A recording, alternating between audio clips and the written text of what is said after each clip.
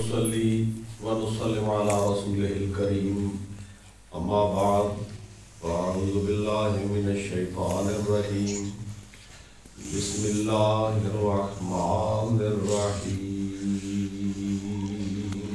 سبحان الله والسابقون الأولون من المهاجرين والأنصار والذين اتبعوهم بإحسان رضي الله عنهم ورضوا عنه سبحان الله صدق الله مولانا العظيم إن الله وملائكته يصلون على النبي يا أيها الذين آمنوا صلوا عليه وسلموا تسليما اللهم صل على سيدنا ومولانا محمد وعلى آله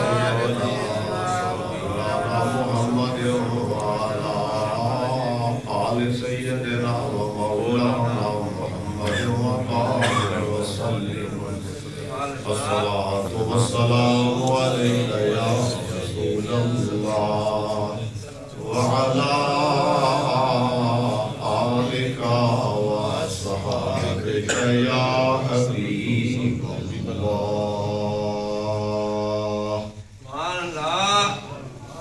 مکرم محترم مولانا حافظ قاری مجاز احمد صاحب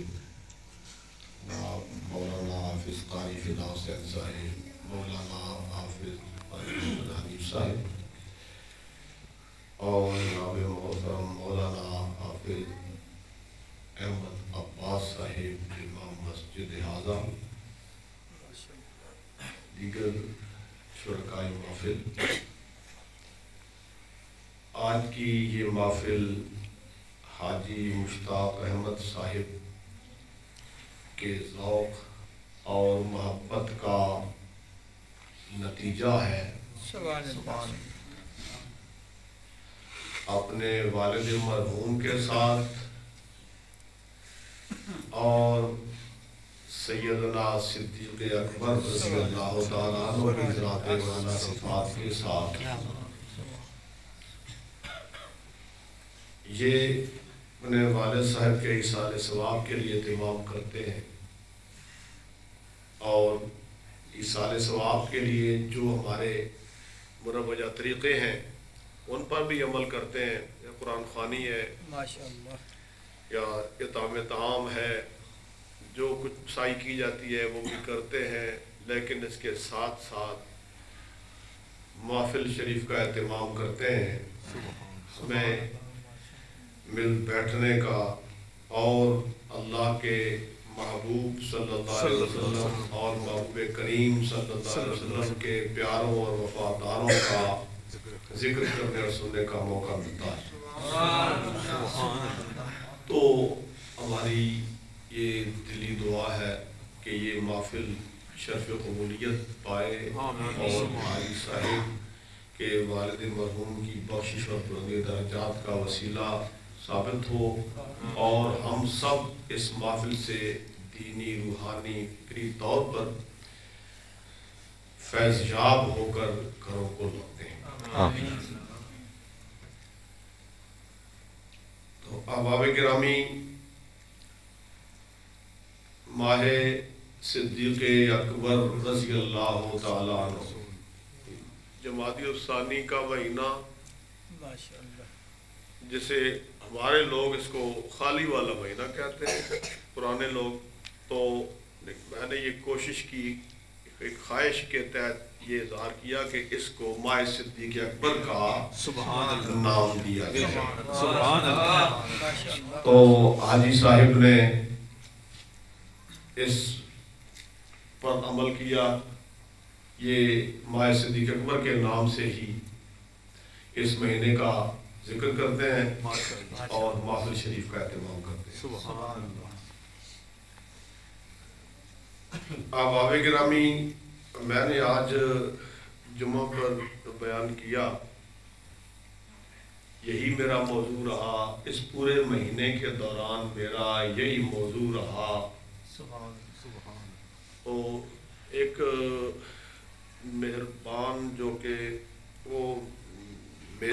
اپنی صحت کے حوالے سے کہہ رہے تھے کہ آپ اس گمراہ ٹولے کو نظر انداز کریں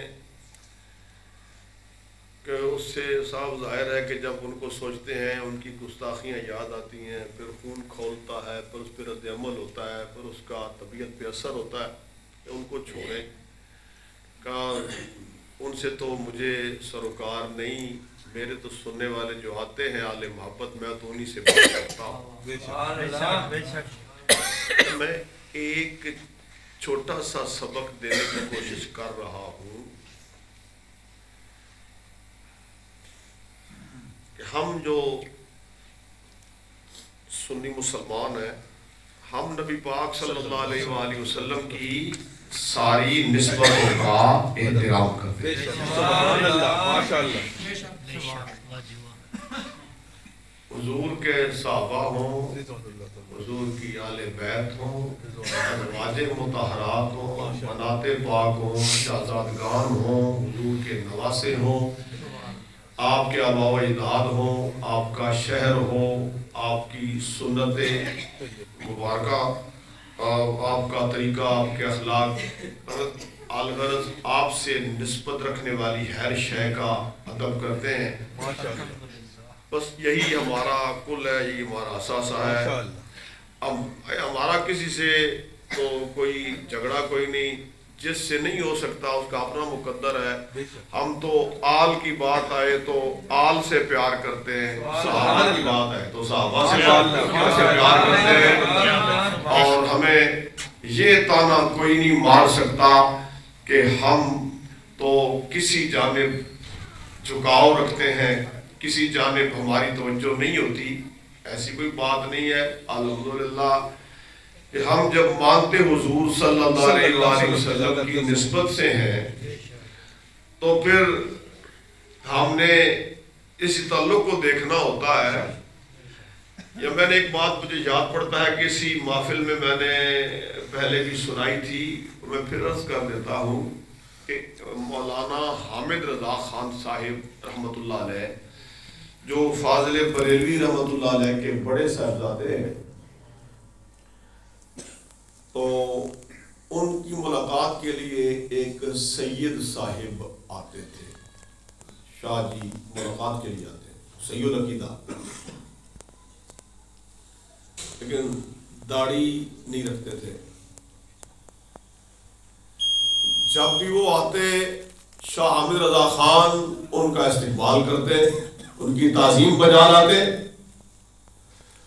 تو لوگ اعتراض کرتے کہ یہ تو تارک السنہ ہے، داڑھی نہیں رکھی ہوئی، آپ اتنے بڑے عالم، اتنے بڑے مفتی اور شیخ طریقت ہو کر آپ داڑھی منڈے کی تعظیم کیوں کرتے ہیں؟ تو فرماتے کہ تعظیم نسبت کی ہوتی ہے اور نسبت فاسق نہیں ہوتی۔ تعظیم نسبت کی، آل رسول تعظیم حضور کی وجہ سے، اور ہمیں سرکار نے حکم ارشاد فرمایا، احبو اولادی، میری اولاد سے محبت کرو، الصالحون للہ والطالحون لی، میری اولاد میں جو نیکوکار ہیں ان سے اللہ کے لیے محبت کرو، اور جن کا کوئی گناہ دیکھو ان سے میرے لیے محبت کرو۔ سبحان اللہ، سبحان اللہ، سبحان اللہ۔ تو ہمیں تو یہ سبق پڑھایا گیا، تو ہم منکر نہیں ہیں اور ہم جھگڑے والے نہیں ہیں۔ جو حضور کی کسی بھی نسبت کو جو چھوڑتا ہے، احترام نہیں کرتا، جھگڑا تو وہ پیدا کر رہا، شر تو اس کے اندر ہے۔ بے شک، بے شک۔ الحمدللہ یہاں تو کوئی شر نہیں ہے، یہاں تو خیر ہی خیر ہے، ماشاءاللہ۔ یہ محفل چونکہ صدیق اکبر رضی اللہ عنہ کے حوالے سے ہے تو بات صحابہ کی جائے گی، اس کا یہ مطلب نہیں کہ باقیوں کی نفی ہو رہی ہے، لیکن میں یہ ضرور کہوں گا، میں نے کہا کہ میں ایک سبق دینے کی کوشش کر رہا ہوں، حضور کی جو آل ہے، آل کے ہر فرد سے محبت کیوں نہیں کرتے؟ یہ کیوں چند لوگ، چند شخصیات گن رکھی ہیں، ان کا نام لیتے رہتے ہیں؟ کتنی بڑی یہ زیادتی کی بات ہوگی. آپ کو دیکھیں، میں وہ جو میرے دوست مشورہ دے دینا کہ آپ خفگی میں نہ آئیں، میں خفگی میں نہیں ہوں، میں بالکل نارمل، میں غصے میں نہیں ہوں، میں انداز بیان میرا ایسا، میں بالکل سکون میں ہوں. پھر میں نے ایک مسئلہ بیان کیا، وہ کتاب میرے پاس ہے الارشاد، اسی ٹولے کی کتاب ہے.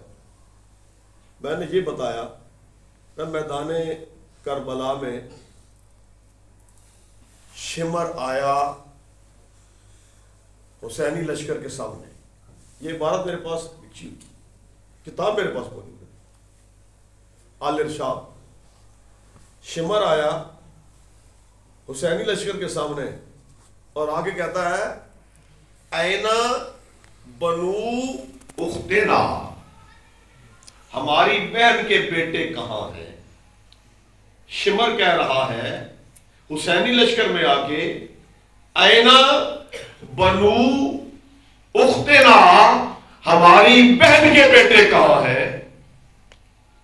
تو عبداللہ، جعفر، عباس، عثمان رضی اللہ عنہ، ام البنین کے 4 بیٹے. سبحان اللہ.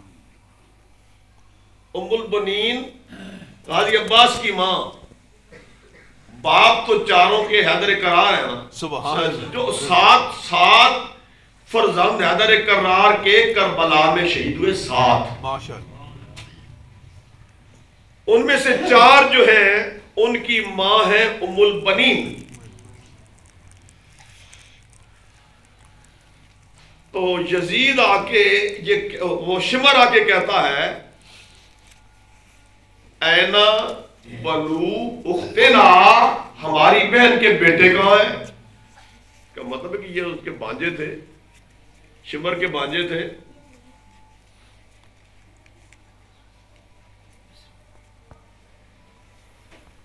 چاروں شہزادے ہاں بھائی آگے بڑھتے ہیں، ابھی کہو کیا بات ہے. وہ کہتا ہے کہ آپ چاروں کے لیے امان ہے، آپ چاروں کے لیے امان ہے. نہیں سبحان اللہ، گل سنو، سمجھو گلا.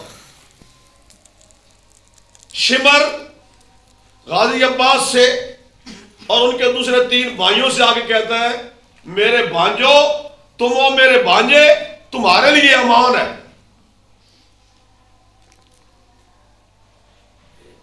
وہ سالار لشکر ہے، عمر بن سعد تھا نا، وہ کچھ وہ اس کو جھجک تھی، وہ ڈر رہا تھا کہ میں آل رسول سے کیسے لڑوں. تو انہوں نے بھیج دیا اس کو شمر کو سالار لشکر بنا کے بھیج دیا گیا. یہ میں آپ کے لیے وہ عبارت جو سامنے لانا چاہتا ہوں نا، آپ کو تسلی رہے. وَجَاءَ شِمَرُ حَتَّى وَقَفَ عَلَىٰ أَصْحَابِ الْحُسَيْنِ علیہ السلام فقال، جو یہاں لکھا میں بھی پڑھ رہا ہوں، فقال اَيْنَ بَنُو أُخْتِنَا سبحان اللہ. فخرج إِلَيْهِ العباس وجعفر وعثمان بنو علی ابن ابی طالب علیہ وعلیہ السلام فقالوا ما تريدو. شہزادے کہتے ہیں شمر تو کیا چاہتا ہے؟ وہ کہتا ہے انتم یا بنی اختی آمنون، میرے بھانجو آپ چاروں کے لیے امان ہے، آپ کو امان ہے، آپ کو کچھ نہیں کہا جائے گا. دیکھیں 22,000 کا لشکر گھیرے ہوئے ہیں، 22,000 کا یزیدی لشکر گھیرے ہوئے ہیں، اور وہ آپ کے صرف 4 کی امان کی بات کرتا ہے. اور 4 جواب کیا دیتے ہیں؟ فقالت لو الفتیہ، تو ان جوانوں نے جواب دیا لعنک اللہ ولعن امانک اتؤمننا وابن رسول اللہ لا امان لہ. اللہ اکبر. تجھ پر لعنت ہو، تیری امان پہ لعنت ہو، ہمیں تو امان دیتا ہے اور رسول اللہ کے بیٹے کے لیے امان نہیں ہے. اللہ اکبر. 4 شہزادوں کا یہ جواب. تو صرف ایک کو یاد رکھا ہے، غازی عباس کو، وہ دوسرے جان نہیں قربان کر رہے۔ 19 نفوس آل بیت کے جو کربلا میں شہید ہوئے، اور دمشق میں جہاں سار مبارک دفن ہے وہاں یہ نام لکھے ہوئے ہیں شہیدوں میں، یہ ان کی کتابوں میں ہے۔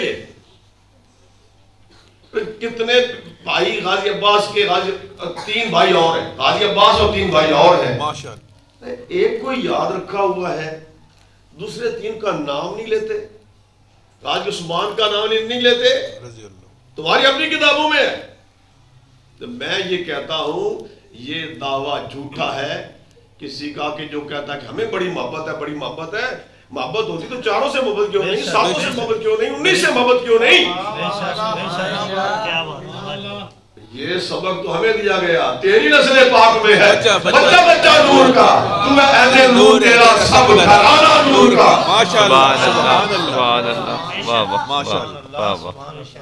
میں کوئی غلط بات نہیں کہتا، میں اپنوں کو کہہ رہا ہوں، وہ تو نہیں مانتے، آپ تو مانتے ہو نا۔ آپ صرف غازی غازی غازی آپ نے لگا رکھی ہے، وہ دوسرے 3 شہزادوں نے تمہارا کیا بگاڑا ہے؟ تمہارا کوئی نقصان کیا ہے؟ انہوں نے سرکار حسین کے لیے جان نہیں دی کربلا میں۔ کیا سنیو، جس کو وہ مانیں گے آپ اس کو مانو گے؟ حضور کی کتنی شہزادیاں ہیں؟ 4۔ ہمارا مذہب حضور کی شہزادیاں 4۔ ایک کو وہ مانتے ہیں تو آپ صرف ایک ہی کی بات کرتے ہیں، آپ 4 کے نام کیوں نہیں لکھتے ہیں؟ میں کل گیا ایک مسجد میں تو نام لکھے ہوئے، یا اللہ یا رسول اللہ، 4 خلفاء کے نام لکھے، خلفائے راشدین کے اور 12 ائمہ کے، اور درمیان میں فاطمہ الزہرا رضی اللہ تعالیٰ عنہ کا نام لکھا ہوا۔ کہ یہ تو وہ کرتے ہیں نا، مجھے سیدہ کا نام لکھنے پر اعتراض نہیں، میرا شکوہ دوسری 3 شہزادیوں کو نظر انداز کرنے پر ہے۔ وہ تو منکر ہے، جو منکر ہے اس کی تو بات نہیں نا، میں تو ماننے والوں سے کہہ رہا ہوں۔ جب آپ مانتے ہیں حضور کی 4 شہزادیاں ہیں، آپ 4 کی بات کیوں نہیں کرتے ہیں؟ آپ 4 کے نام کیوں نہیں لیتے ہیں؟ میں یہ کہتا ہوں، میں کسی کے میں تو سنیوں کے ساتھ بات کر رہا ہوں، میرے تو یہ مخاطب ہے۔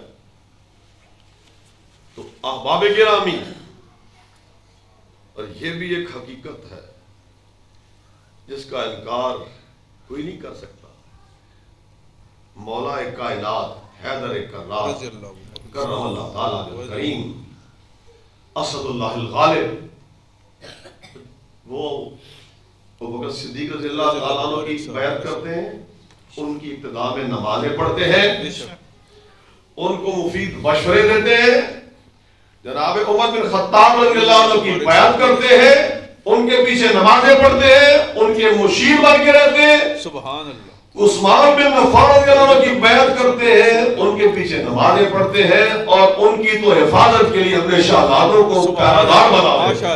سبحان اللہ، سبحان اللہ۔